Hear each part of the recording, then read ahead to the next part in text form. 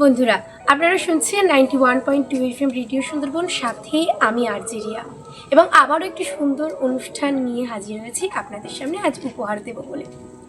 আমার সাথে যে দিদি আছে, আমরা সে দিদিকে চিনি, দোয়েল দি। কিছুদিন আগেই আমরা পায়েল দির একটি সাক্ষাৎকার নিয়েছিলাম।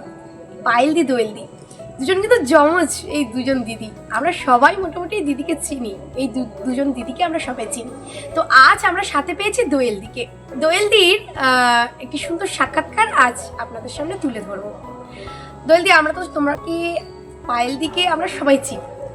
তো তোমার পরিচয়টা, বর্তমান পরিচয়, বর্তমান যে পেশায় তুমি আছো দিদি, সেই সম্পর্কে যদি আমাদের শ্রোতা বন্ধুদের কিছু বলো। আমি দোয়েল মুখার্জি। এই মুহূর্তে আমি assistant professor, Netaji Subhash Chandra Bose institute of pharmacy. তো এখানে অ্যাকচুয়ালি আমি টাকি থেকেই তো টাকি ষষ্ঠীগড় লাল মাধব উচ্চ বালিকা বিদ্যালয় থেকেই উচ্চ মাধ্যমিক পাশ করার পর আমি দিয়েছিলাম ওয়েস্ট বেঙ্গল জয়েন্ট যেটা হয়, সেখান থেকে ফার্মেসির যে কোর্সটা হয় সেখানে আমি ভর্তি হই। ওটা 4 বছরের একটা কোর্স ছিল। সেই কোর্সটা করতে করতেই আমি মানে অ্যাকচুয়ালি 4 বছরের 4 নম্বর বছর যেটা, সেইখানে আমরা তখন জিপ্যাট দিয়েছিলাম। জিপ্যাটের জন্য আমরা দেওয়ার পরে মাস্টার্সের জন্য মাস্টার অফ ফার্মেসি কমপ্লিট করি। মাস্টার্স অফ ফার্মেসি করার পর আমি এই অ্যাসিস্ট্যান্ট প্রফেসর হিসেবে আচ্ছা, তো তোমার এই যে একাডেমিক যে জার্নিটা, একদম প্রথম যেদিন তুমি একাডেমিতে জয়েন করলে, সেই যে অভিজ্ঞতা, সেই যে অনুভূতি, সেটা যদি বলো দিদি। তো প্রথমেই যেটা বলবো যে যখন আর কি স্কুলেই ছিলাম, স্কুলে আমরা টিচারদেরকে দেখেছি, তখন থেকেই শিক্ষিকা হব এইটা একটা স্বপ্নের মতো ছিল, বা ওটা ছাড়া আর কি হব আমি সত্যি কোনোদিন ভাবি। তো যেদিন প্রথম দিন ইন্টারভিউতে গেছিলাম, ইন্টারভিউয়ে ডাক পেলাম অ্যাজ এ অ্যাসিস্ট্যান্ট প্রফেসর হিসেবে। তো ইন্টারভিউ তো দিলাম, ভালোই হলো। তারপরে আমাকে কল করা হলো যে you are selected as a assistant professor. তো তারপরে জয়েন করলাম।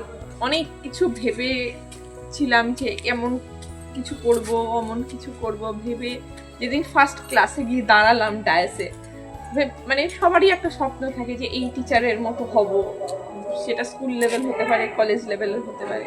তো সব কিছুকে ভেবে যেদিন প্রথম দিন ডায়াসে গিয়ে দাঁড়ালাম, তো দেখলাম মাথায় অনেক কিছুই নিয়ে গিয়ে দাঁড়িয়েছিলাম, কিন্তু সেই ফাইনালি আউটপুটটা দিলাম নিজের মতোই কিছু।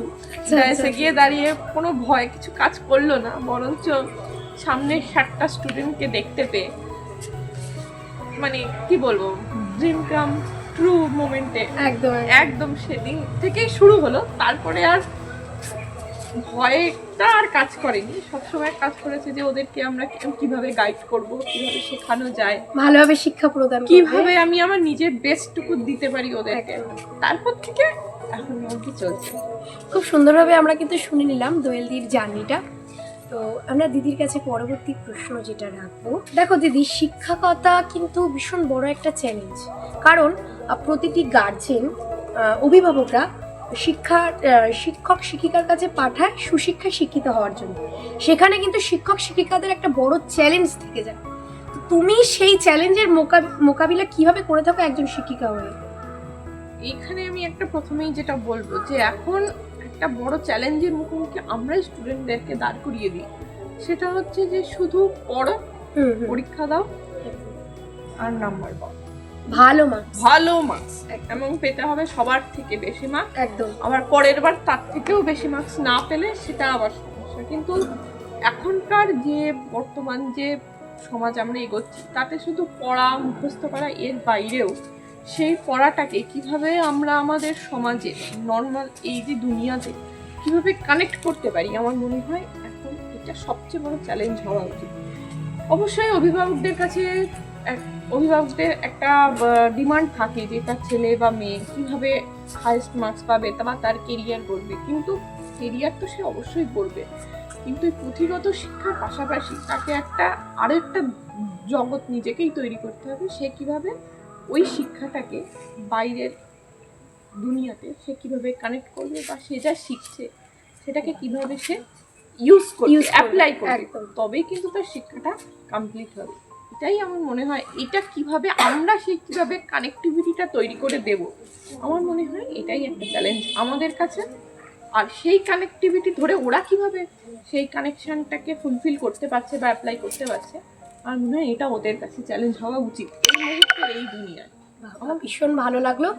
দোয়েলদি, পরবর্তী প্রশ্ন যেটা রাখবো তোমার কাছে, যে বর্তমান শিক্ষা ব্যবস্থায় ঠিক কোন ধরনের পরিবর্তন আনা উচিত শিক্ষার্থীদের জন্য, শিক্ষার্থীদের ভালোর জন্য? অবশ্যই শিক্ষার্থীদের ভালোর জন্য প্রথমেই আমি যেটা বলবো সেটা হচ্ছে যে এই যে অষ্টম শ্রেণী অবধি বিনা বাধায় সবাই পাশ করে যাচ্ছে, গড়ে পাস, গড়ে পাস। গোদা বাংলায় বলতে গেলে একদম এইটা সবার আগে পাস ফেলটা ফিরিয়ে আনতে হবে। কারণ ওরা তো ভাবছে এইট অবধি আমরা তো আমাদের কিছুই পড়াশোনা করতে হচ্ছে না, যাই করছি তাতেই পাস।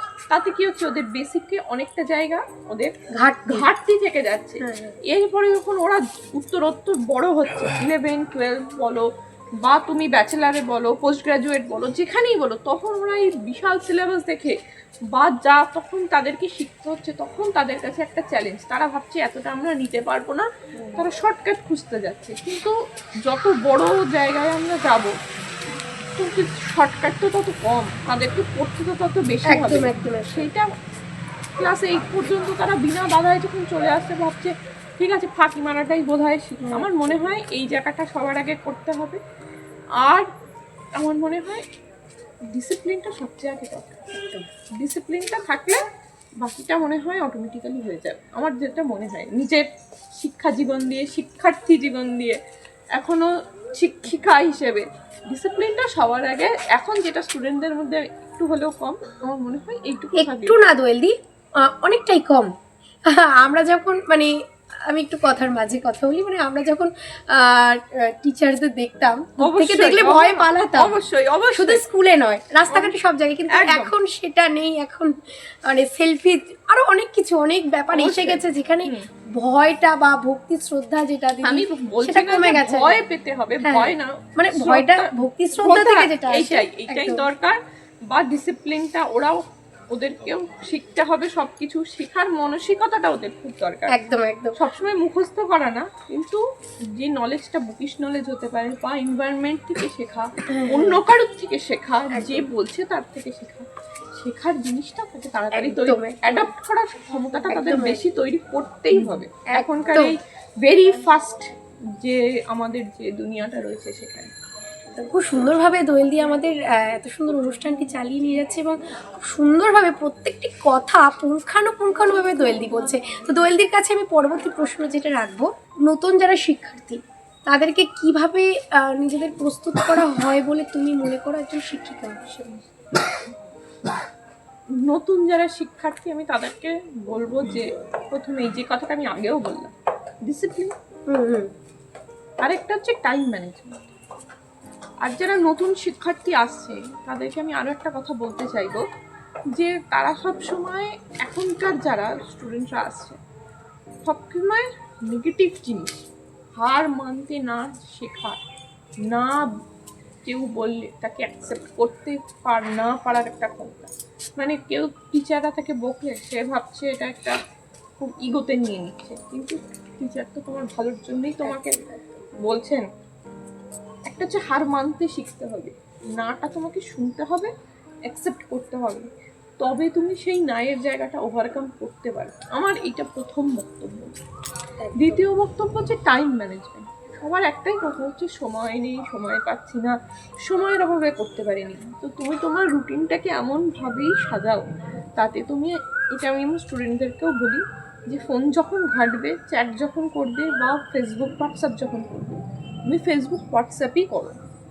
পড়াশোনাটা যে টাইমে করবে, পড়াশোনাটাই সেই সময় করো। আমি নিজেও এই, যদি আমি এখনো শিক্ষিকা নিজেকে বললেও, তার পিছনে তো আমাকেও নিজেকেও পড়াশোনা করতে হবে। তো আমার নিজের ক্ষেত্রেও আমি এটাই করি, যে সময়টা আমি নিজে কোনো একটা জিনিস শিখছি, কোনো একটা জিনিস আমি নলেজটা দেখছি, আমি কিন্তু সেই সময় শুধু ওই কাজটাই করছি। যে সময় আমি কপি চেক করছি, আমি কিন্তু শুধু কপিটাই চেক করি। আর যে সময় আমি ফোন ঘাটছি, ফেসবুক করছি, আমি কিন্তু সেইটুকু সেই সময়টা। এবার এটাও আমাকে বুঝতে হবে, আমি 24 ঘন্টার মধ্যে আমি 10 ঘন্টা ফোন ঘাঁটবো নাকি 10 ঘন্টা আমি আমার কাজের সময় দেবো, একদম একদম। এটাই। আচ্ছা দিদি, তো পরবর্তী প্রশ্ন যেটা তোমাকে করব, শিক্ষাগত জীবনে সব থেকে স্মরণীয় সুন্দর মুহূর্ত তোমার কোনটা? একটা তো স্মরণীয় মুহূর্ত অবশ্যই, যেদিন আমি প্রথম শিক্ষিকা একদম। হিসেবে কলেজে জয়েন করলাম। একদম যেদিন জয়েন করলাম সেদিন আমার ক্লাস ছিল না, নেক্সট ডে মর্নিং আমি ক্লাস নিতে গেছি। দ্যাট ইজ অবশ্যই dream come true moment in my life.